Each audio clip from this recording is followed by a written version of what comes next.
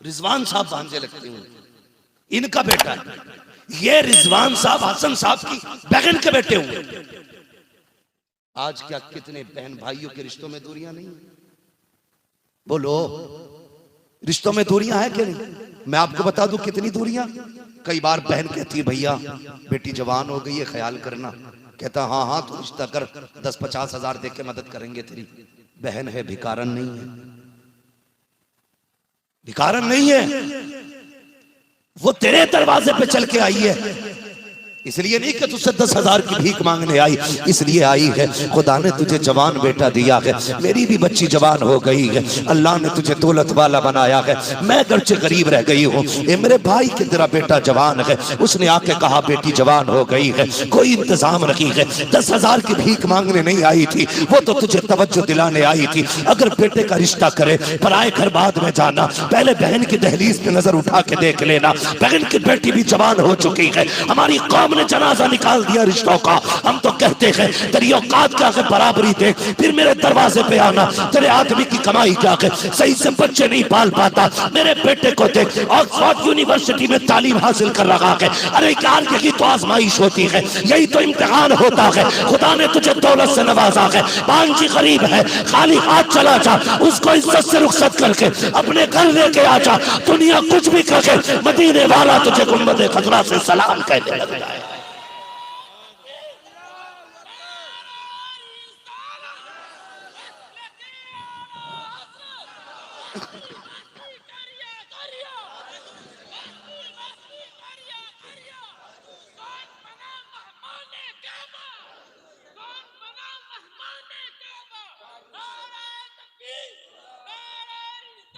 आज रिश्तों की कदर लेके जाना यहां से, किसी रिश्तेदार को नजरअंदाज ना करना।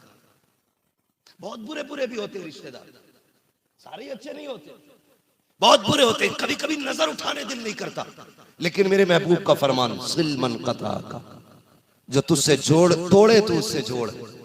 फरमाया अल्लाह तुझे बेहिसाब जन्नत अता फरमा देगा। निभा के चल, निभा के चल।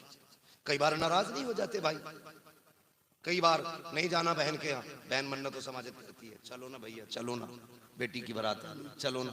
कहता नहीं नहीं मुझसे पूछ के रिश्ता थोड़ी किया तू, मुझसे क्यों नहीं पूछा जब बेटी। अरे भाई उसकी मर्जी, उसने बेटी कर दी, तू तो भाई है, तू इज्जत का रखवाला है, लुटेरा नहीं है ना, तू चला जा, उसे जलील क्यों कर रहा। नहीं जाना, आज तो बस पकड़ में। बहन कहीं नहीं टूटती, सिर्फ भाई के सामने आके टूट जाती है। कभी महसूस किया आपने?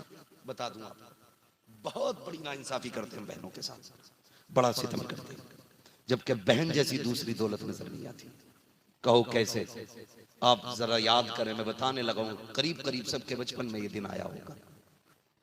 हम छोटे होते, स्कूल जाना होता, सुबह हमारे उठने से पहले हमारा टिफिन बहन तैयार करती है, हमारे उठने से पहले ड्रेस बहन तैयार करके रख देती है, पूरा बैग तैयार किया बहन ने रख दिया। हम उठे, मुंह धोया, खाया पिया, चलने लगे। उसने कहा भाई जरा जूते रह गए, तुमने पहने। चले, थोड़ी दूर चले थे, पलट के आगे। बहन ने कहा क्या हुआ भैया? कहा बस जरा सी कीचड़ उछली, मेरे छींट आ गई, मुझे लेट हो रही है, स्कूल को देर हो रही है, जल्दी कर कुछ ला। जूता साफ करना है, अंदर नहीं दौड़ी वो, उसने अपने सर की चादर पकड़ी, कोना पकड़ के तेरा जूता साफ करना शुरू कर दिया। पूछ कभी कोई गंदा कपड़ा देख लाती, मुस्कुरा के कहेगी भाई मेरे दुपट्टे की इज्जत तेरे पैर के जूते से ज्यादा तो नहीं है। कौन जो इतनी बड़ी कुर्बानी दे?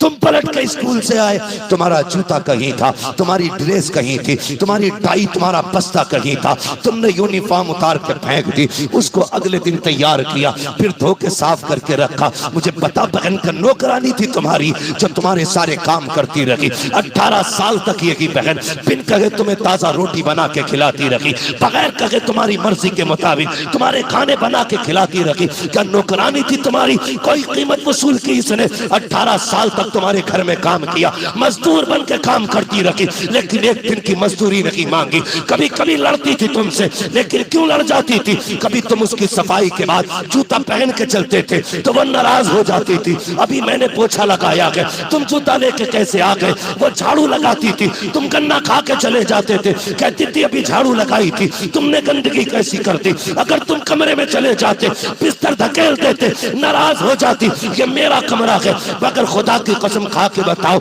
जिस दिन से इसने लाल जोड़ा पहना है, जिस दिन से ये लाल कपड़ों में गई है, बताओ कभी उसने दावा किया कि नहीं? कभी कहा ये मेरा घर है, कभी कहा ये मेरा बिस्तर है, कभी कहा ये मेरा कमरा है? मर जाती है, लेकिन कभी अपने का दावा नहीं करती है। और यही बहन कभी बाप के इंतकाल के बाद आती है तो भाभियों के चेहरे बिगड़ जाते हैं, मुंह बिगड़ जाया करते हैं। कहती तेरे आने से घर का सुकून चला जाता है, मत आया कर, तेरे आने से घर का करार जाता है। और तुम्हें शर्म आनी चाहिए, ये इस घर की बेटी है, तुम भी किसी घर की बेटी हो, तुम्हें अपने घर इज्जत चाहिए, लेकिन दूसरी को उसके घर इज्जत नहीं देना चाहती हो। गैरत आनी चाहिए। और तुम्हें क्या पता है, ये जो बेटी आई है रोटी खाने नहीं आई, क्योंकि ये जो आई है सिर्फ इसलिए आई है, आज बाप की याद आ गई थी।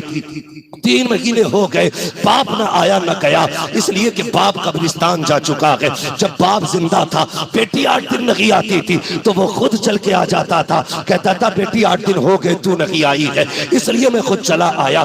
बेटी जो आई है वो इसलिए नहीं आई कि तेरे घर पे रोटी मिलेगी, तेरे घर पे मुर्गा मिलेगा, तेरे घर पे बकरा मिलेगा, और बेगैरती के लुकमों से इज्जत की चटनी अच्छी लगती है वो खाने नहीं आई है। मगर क्यों आई है सुन, उसे मालूम है एक दरख्त मेरे बाप ने लगाया था, उसके नीचे बैठूंगी, उसके झोंकों से बाप के दामन की खुशबू आएगी।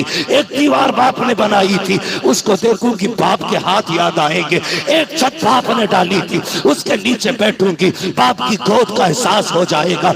ये सोच करके बेटियां आती है और तुम ताने दे के भेज देते हो। तुम्हें यह लगता है इनके खाने से कमी आएगी। अल्लाह की इज्जत की कसम खा के कहता हूँ, मुझे मुस्तफा की इज्जत की कसम, बेटियां घर में आती है, बरकत जाती नहीं है, बल्कि गई हुई बरकत भी वापस आ जाया करती है।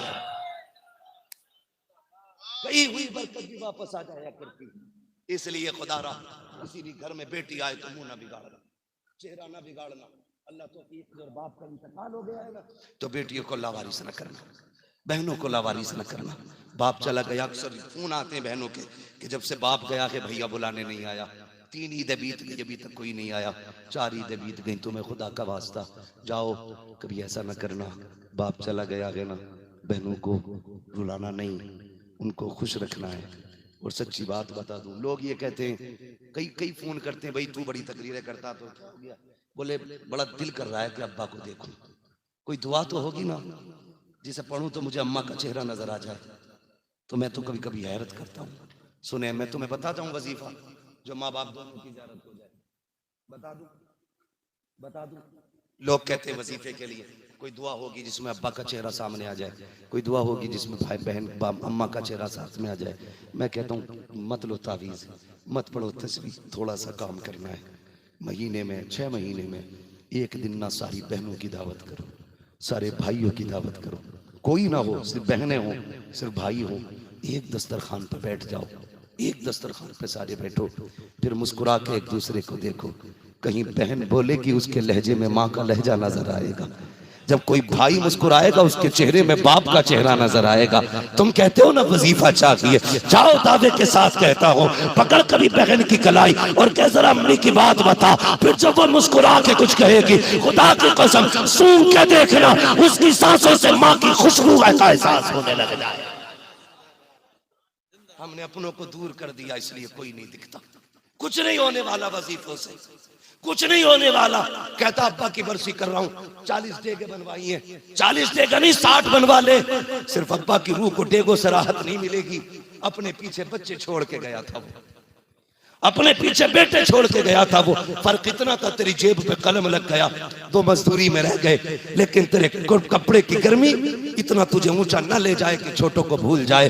अगर तू पैसे वाला बन गया है और छोटे भाई गरीब है तो तेरी 40 डेगों से बाप राजी नहीं होगा, बजाय 40 डेगों के एक डेग बना। और जो छोटे भाई गरीब रह गए हैं, कभी अपने आगे का खाना उठा उन गरीब के दस्तरखान पे लेके जाया कर और कहा कर तू मेरे बाप का बेटा, मेरा सगा भाई है, 8 दिन हो गए साथ नहीं खाया यार, बैठ में तुझे खिलाने आया हूं, अपने हाथों से रोटी ले, उसके मुंह में लुकमे बना के दे। खुदा की कसम 40 डेगों से बाप उतना राजी नहीं होगा जितना बेटे की तसल्ली से बाप कब्र में तुझसे राजी हो जाए।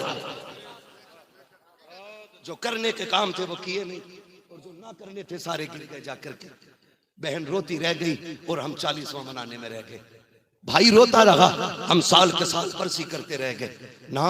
सबसे पहली जिम्मेदारी है बाप के छोड़े हुए लोगों को सीने से लगाना है, ये सबसे बड़ी जिम्मेदारी है, सबसे बड़ी जिम्मेदारी है।